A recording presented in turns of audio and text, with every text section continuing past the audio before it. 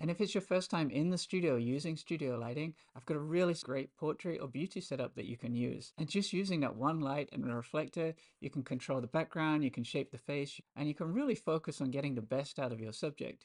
So we've got our 60 by 60 here. We're on power 9.4. Everything else is the same. Camera's on the 85mm lens.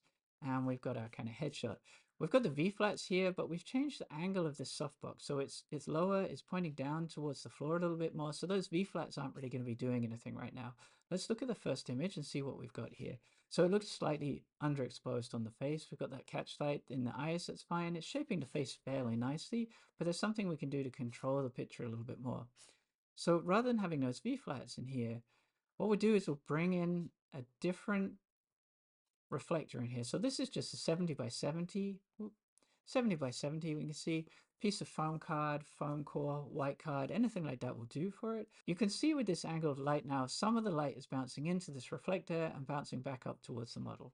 And let's see what we get between the first and the second image. So this is the first image without the reflector, and the second image with the reflector. You can see a different catch light in the eyes, so that can be kind of interesting. We're beginning to shape the face a little bit more. We're getting this light from above and a little bit of light from below, which is adding a more 3D quality to the image. But what we can also do now is maybe we can lift the light up. So I've gone to 9.7 now. So we were at 9.4, but because we've moved the light further away, we're now putting 9.7 in the light. And let's just see what the difference is. This is the lower position of the light with 9.4, the reflector in the same place, and then we're lifting the light up.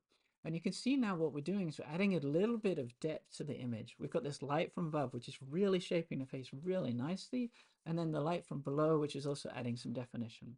By bringing the light higher and higher, we're making more of a 3D image. Let's just see when we really kind of exaggerate that, what happens. I brought the light up now to, it's around 2.60 meters, which is still achievable in most studios.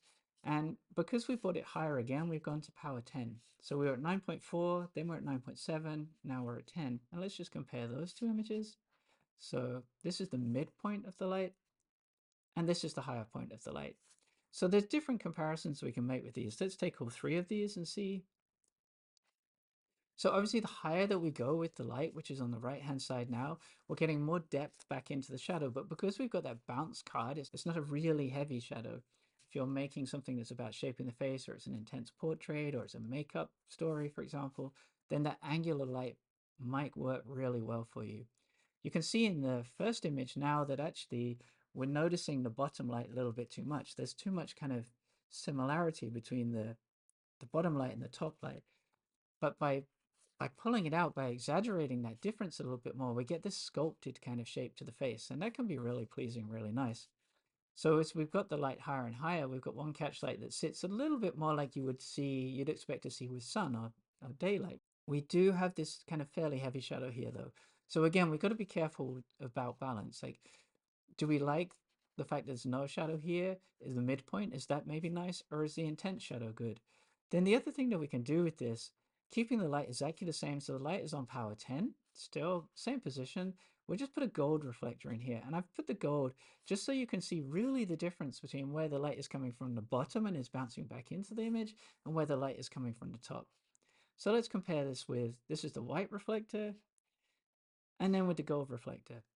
And that's really good to understand, okay, well, if I want to control this, or I want a bit less light, I move the reflector down, or if I want more, I'm going to bring the reflector up. Balancing the two light sources is really helpful, and coloring one of them is also really helpful to understand, okay, how much do I want to change the top or the bottom of the light? And now let's just take it away completely and compare those three images here. So we'll move across for the white reflector here, the gold reflector, and then no reflector on there. And you can really see what that top light is doing now. It's shaping the face, it's bringing out facial structure, but actually without that light, it looks too heavy here. The neck shadow is super distracting. With the gold, we can see, okay, this is where the light is filling back in, and maybe the white is subtle and is kind of nice. Again, this will be a preference depending on the image, but just to show actually with one light, you can really begin to shape the face. Okay, but maybe you don't have a softbox that's available. So let's just see the very first light that we had in the first setup, which is our reflector here, as you can see. Let's just see what that's like when we push that light into the gold. So we know from before that light was very centered, it was very hot, it was very contrasty when we were pushing it directly towards the model. So we need less power. So we've gone to 7.3 on here to get a similar exposure to what we had before. And let's just see how that's looking. So you can see that the catch light's almost disappeared here. And in this eye, it's very, very small. So we've gone from that larger catch light that we had before of the softbox. And we're also getting a little bit of a hotspot here and here maybe, but we've taken that contrasty light, we're bouncing it into the reflector, and it's softening everything off. You can put them side by side and see how that's working out. So on the left-hand side on this image right now, that's the softbox. And then this image is with the open reflector without any diffusion across it, both going into that gold panel. Comparing the two, the reflector is a little bit more contrasty. It's a little bit more punchy than the softbox is, but actually there's not a huge amount of difference. This line across here, if you're really looking at it, then this line is a stronger, heavier set line than it is off the softbox, because the softbox is naturally more diffused. So let's also look at the background. So this is with the open reflector going into the gold bounce here. Background tone is quite nice, but let's say we want to add a bit of depth to that background here. Then we could also just get another one of our polyboards. So I've got a black polyboard here. Let's just zoom around and we can check the positioning of this. It's going to be blocking a lot of the light that's hitting that backdrop. And let's just have a look at that and compare that with the previous image. Where you want to focus attention in the picture, it might be about controlling how much light moves into the backdrop. Maybe with this area darker here, maybe you're looking more at the eyes than you are in this picture, because actually where it's lighter, maybe your eyes tend to move across the frame a little bit more.